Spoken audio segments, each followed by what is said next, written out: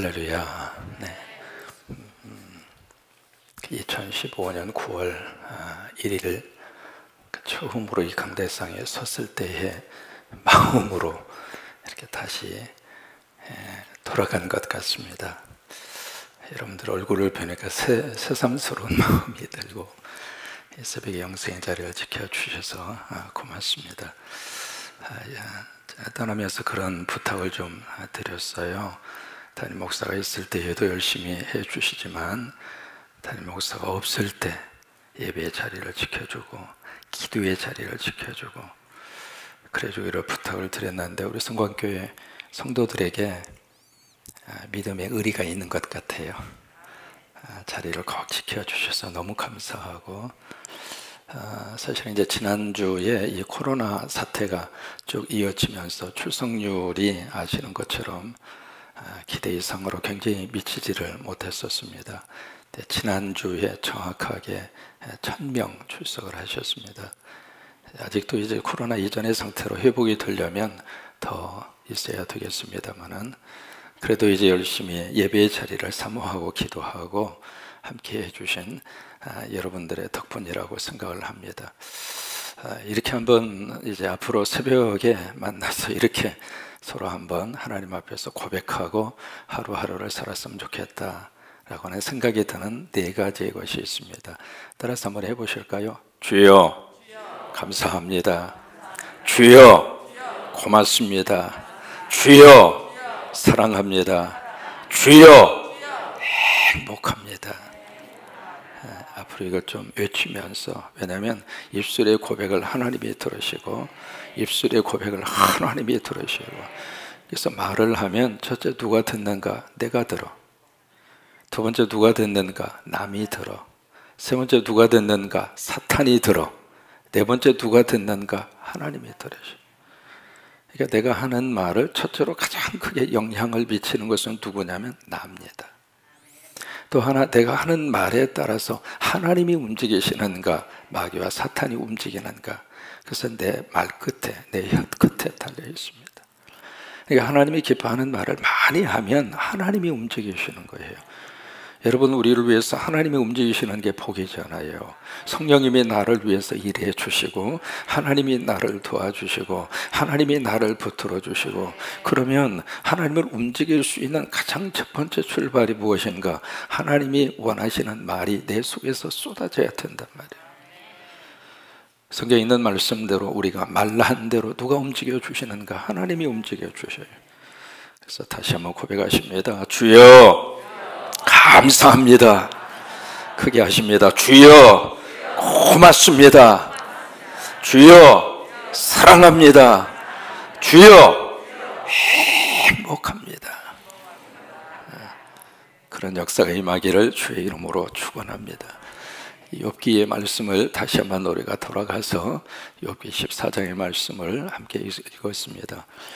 욥이 가지고 있는 주제가 바로 뭐라고 하는 것을 우리는 기억하고 있습니다. 고통과 고난의 문제죠.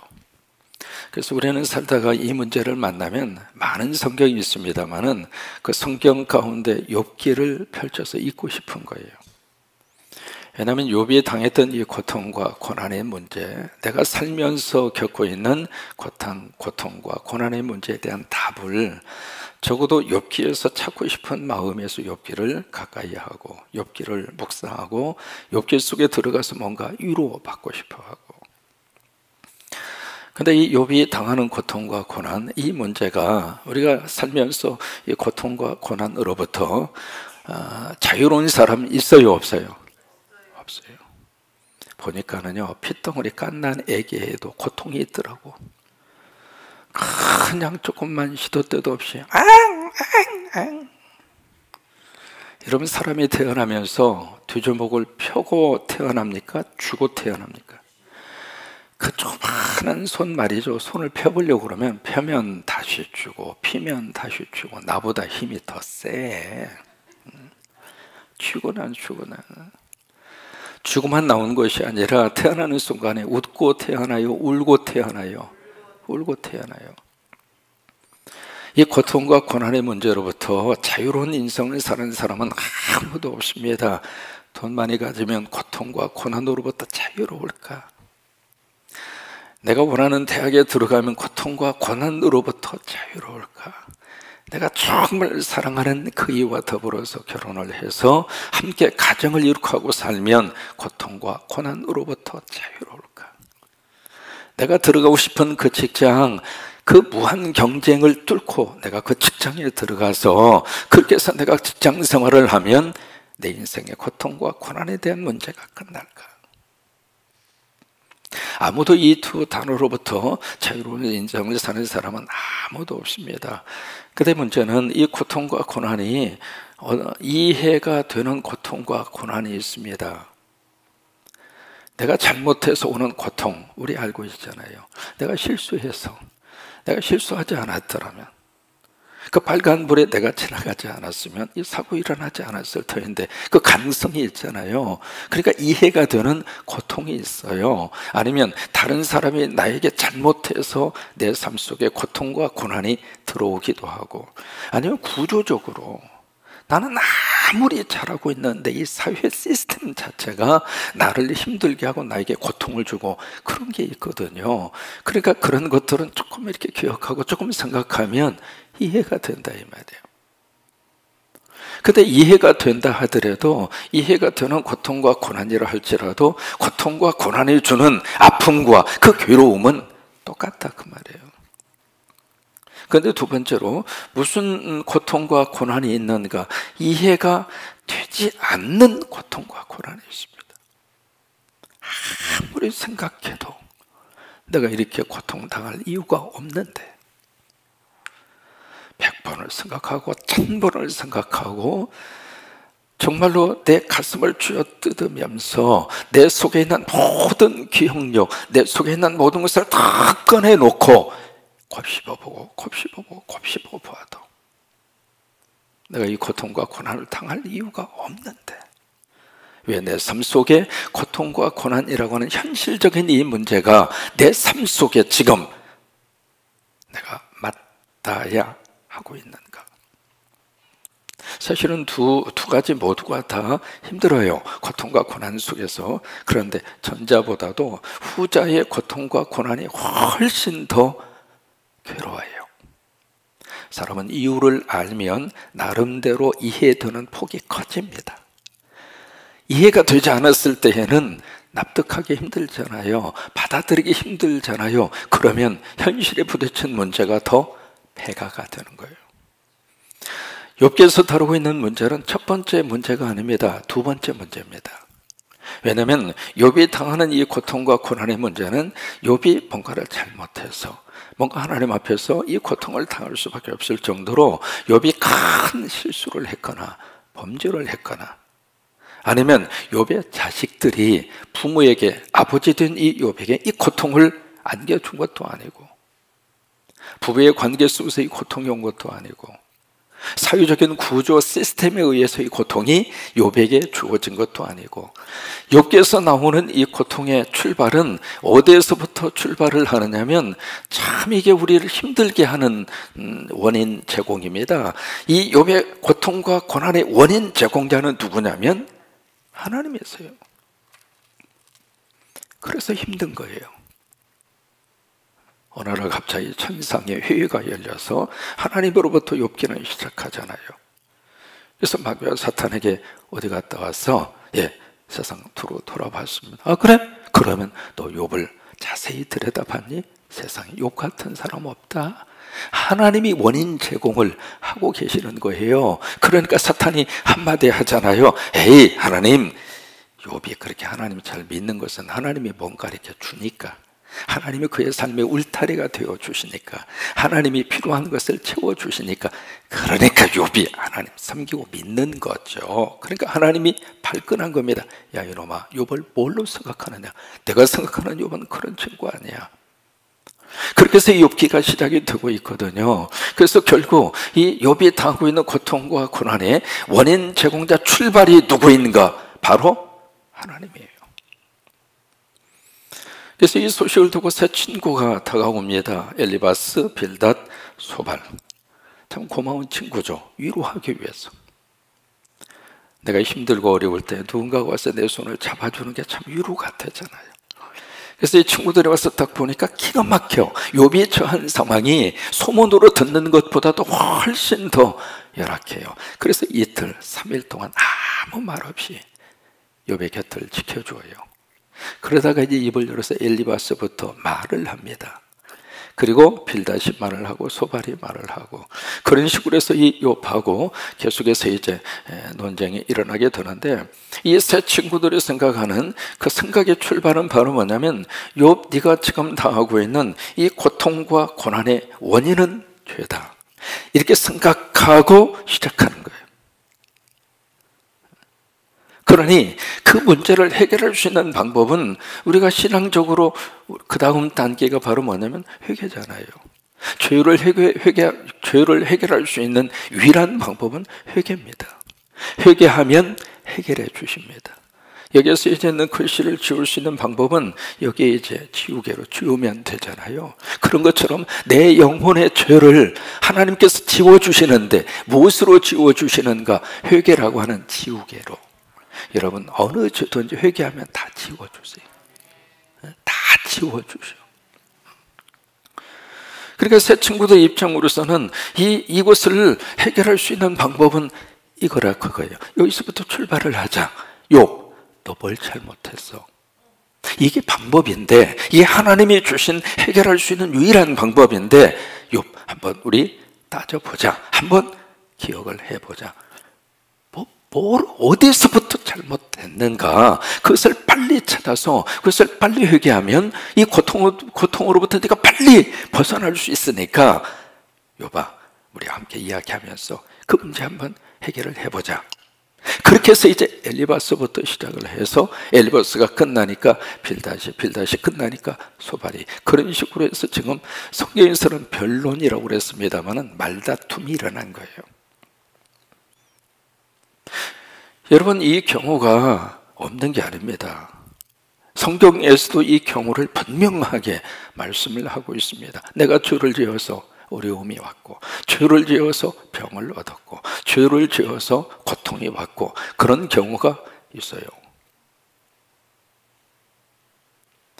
언제가 한번 소개를 해드린 기억이 나는데요, 김충근이라고 하는 박사가 있습니다. 이게 익산 출신입니다.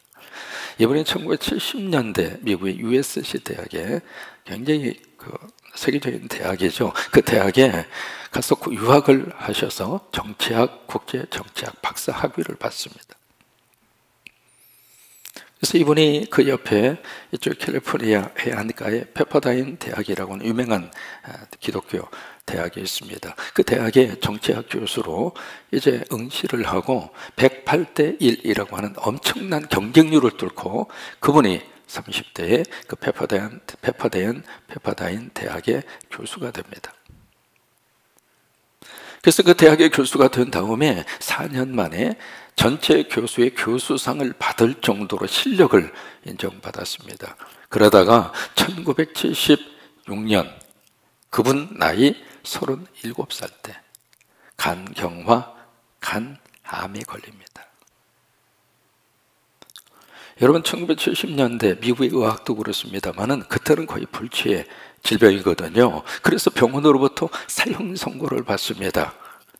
그때 나이 37, 한참 잘 나갈 때, 인생의 황금기에 해당하는 그 시기에 청천벽력 같은 고통이 그에게 왔습니다. 이분은 그 선고를 받은 다음에 첫 번째로 던진 그의 말의 외마디 고백이, 하나님, why me?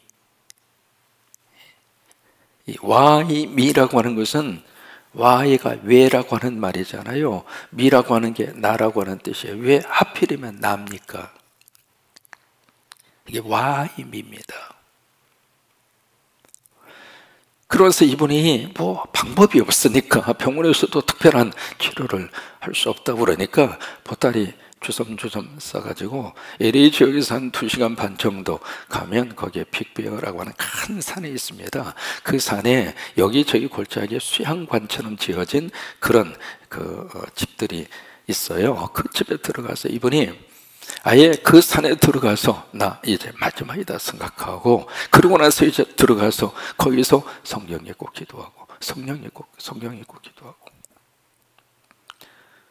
그러다가 5일째 되는 날 성경 읽고 기도하는 가운데 하나님께서 그에게 성경의 은혜를 부어주신 거예요.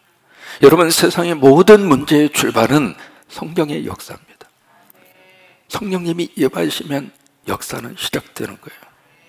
성령이 임하시면 역사는 시작되는 거예요. 성령의 은혜가 충만히 임재하면서 그에게 음성이 들려옵니다. 너는 내 영혼 속에 있는 독소가 너를 죽인다고 하는 것을 너는 모르고 있느냐. 그 하나님의 음성을 들은 다음에, 하나님, 내 안에 있는 독소가 뭡니까? 그래서 가만히 묵상하면서 기도하면서 울면서 그 속에 있는 독소를 하나님이 빼내시는 거예요. 여러분, 그것이 바로 뭐냐면 회개라고 하는 지우개로 그를 지워주시는 작업을 한 거죠. 회개도 하나님이 주셔야 할 수 있는 거예요. 내가 생각하는 이성적인 회개는 사실은 깊이 들어가는 회개가 터지지 않습니다. 영혼 속에 깊이 박혀져 있는 그 영혼의 독소를 하나님이 하나하나 꺼내게 하시는데, 가장 큰 그의 영혼을 좀먹는 독소가 뭐였느냐면 교만이었습니다. 익산의 시골 출신이 무일푼으로 미국에 와서 그 유명한 대학의 정치학 박사가 되고, 그리고 108대 1의 경쟁률을 뚫고 내가 페퍼데인 대학의 교수가 되고, 그리고 그 교수가 이제 4년 만에 전체 교수상을 받을, 이게, 그리고 30대 중반 그때 이미 교회 장로가 됐습니다. 그러니 이번 마음속에 모든 것들이 내가 잘했어. 그게 얼마나 큰 영혼의 독소인지를 하나님이 그로 하여금 알게 하신 거예요. 그래서 이제 울고 불면서 막 하나님 앞에 회개하고 또 회개하니까 환상 가운데 흰 옷을 입은 예수님이 쭉 나타나셔서 그에게 세 마디의 말씀을 하세요. 내가 너를 용서한다. 내가 너를 용서한다. 내가 너를 용서한다. 그리고 깨끗이 나았습니다. 얼마 전까지 자마라고 하는 것을 만들어서 미국의 젊은이들에게 엄청난 영적 파워, 영적 능력을 행하시다가 하나님 나라에 가셨습니다. 그의 책의 마지막에 또 한 번 이 와임이라고 하는 것을 외치고 있습니다. 그가 처음에 병에 걸렸을 때 와임이는 원망과 불평이었고, 마지막 그의 와임이는 부족한 나를 하나님이 써주시는 그 은혜가 고마워서, 그 은혜가 너무 감사해서, 와임이 하나님 하필이면 왜 이 부족한 종에게. 그러니까 고통과 고난의 문제에 있어 실존 문제가 있다 이 말이에요. 없는 게 아니에요. 근데 욥기에서 말씀하시고 있는 이 고통과 고난에 대한 문제는 이 차원이 아닙니다. 항상 우리가 혼동하는 것이 바로 이거예요. 이 차원에서 욥기를 들여다보면 이게 머릿속에서 정리가 되지를 않습니다. 그래서 이제 새벽에 청구하고 욥기 3장부터 32장까지 무려 29장 뭘 하는가?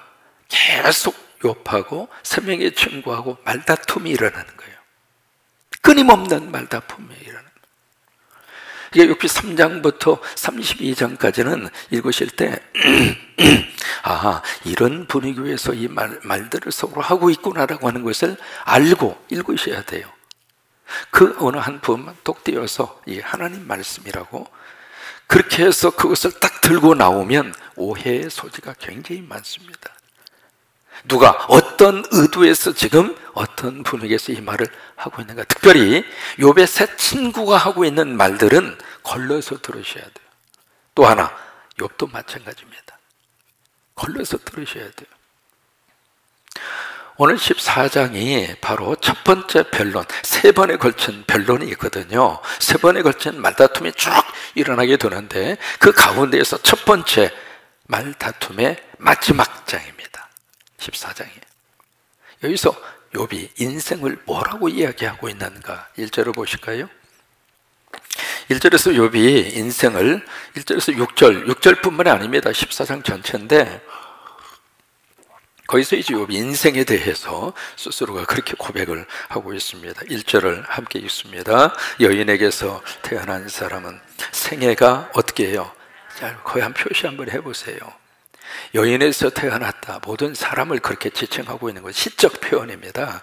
그러니까 모든 사람은 사는 날이 짧아요, 길어요? 인생은 짧다 이 말이에요. 그러면 인생만 짧은 것이 아니라 그 다음에 걱정이 어떻게 해요? 가득하다. 그 걱정이라고 하는 것은 영어로 트러블이라고 하는 말을 썼거든요. 문제가 많다 이 말이에요. 지금 욥은 인생을 아주 기가 막히게 딱 한마디로 그렇게 표현을 하고 있거든요. 인생은 짧고 걱정은 많구나. 그게 삶이구나. 이 부분을 조금 더 길게 표현한 사람이 누구냐면 모세입니다. 시편 90편 10절 말씀. 우리의 연수가 70이요 강간하면 80이라도. 이 70이요 80을 사는데 그것도 어떻게 가요? 신속히 날아가고, 신속히 날아갈 뿐만이 아니라 70, 80을 사는 동안에 꺼내놓을 수 있는 것은 수고와 슬픔뿐이더라 이 말이에요. 모세가 그 시를 지었을 때가 80이 넘었습니다. 80 인생을 살면서 우리가 보기에는 좀 오래 사셨잖아요. 물론 이제 지금은 인생은 짧다 그 말을 조금 수정을 해야 돼요. 왜냐하면 재수 없으면 120세까지 사셔야 돼요.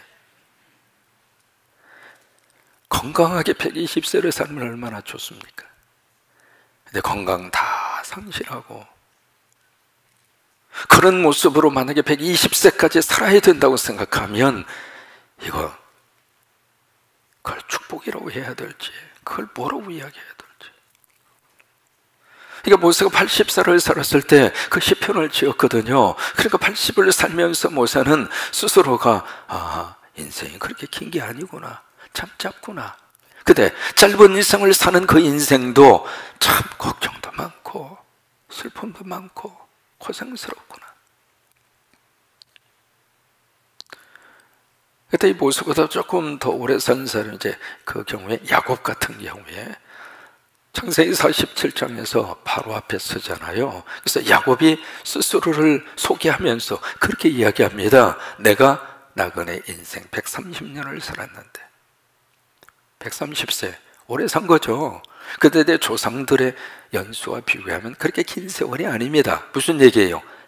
짧게 지나갔다 그 말이에요. 그런데 내 나그네 세월 130년이 험악했습니다. 험악하다는 이야기는 영어로 difficult라고 하는 말이거든요. 아주 힘들었다 그 말이에요. 이게 지금 욥이 자기의 인생을 들여다보면서 욥이 이때의 나이가 몇 살이었을까? 그렇게 긴 세월 산 게 아니거든요. 근데 그 삶을 살면서 욥은 인생은 짧은 거구나. 여러분 공감하시죠? 벌써 이렇게 지났네. 인생을 살고 나서 참 길었네. 왜 이렇게 시간이 안 가? 그런 분이 있으면 손 한번 들어보세요. 짧. 근데 그 짧은 인생을 살면서도 그 삶의 기쁨과 즐거움의 추억과 그 기억보다는 힘들었던 거, 고통스러웠던 거, 슬펐던 거, 아팠던 거, 그게 훨씬 많더라 그 말이에요. 욥의 그 고백이 가슴으로 그대로 느껴지는 거예요. 그 다음에 2절에서 6절까지 욥은 인생을 세 가지로 비유를 합니다. 2절에는 뭘로 비유하느냐면 꽃으로 비유해요. 그 다음에 2절에 보시면 인생을 뭘로 비유하는가? 그림자로 비유합니다. 그 다음에 6절에 가서 보시면 인생을 뭘로 비유하는가? 품꾼으로 비유합니다. 그 세 가지 모두 다 공통적으로 어떤 개념을 가지고 있느냐면 길지 않다 그 말이에요. 짧다 그 말이에요. 짧아요. 이번에 이제 아들 내해가 샌프란시스코에서 이제 제가 있는 데로 내려와서 한 4박 5일 정도 함께 그렇게 지냈습니다. 아들하고 며느리하고 어디를 갔느냐면 크레아몬트라고 하는 신학교에 갔습니다. 그 정문에 딱 들어서는 순간에 저로서는 너무 감개무량했습니다. 왜냐하면 그 아들 소리 그 녀석이 새벽에 태어났거든요. 태어난 그 핏덩어리를 놓고 그 신학교에 와서 그날 입학을 했습니다. 그 세월을 계산을 해보니까 33년 됐어요. 근데 엊그저께 같아요. 제가 이 재단에 와서 여러분 만난 지가 만 6년 지나 7년째입니다.